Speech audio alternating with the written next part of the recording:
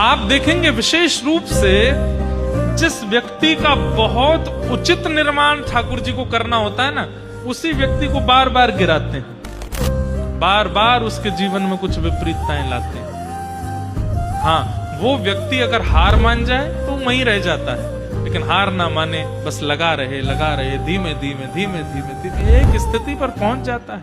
आज जिनकी भी गाथाएं आप सुनते हो, चाहे वो धन में श्रेष्ठ हो, चाहे वो भक्ति में श्रेष्ठ हो, चाहे वो ज्ञान में श्रेष्ठ हो, उसके पूर्व जीवन को जब आप देखेंगे तो संघर्ष बहुत है, बिना संघर्ष के नहीं बना।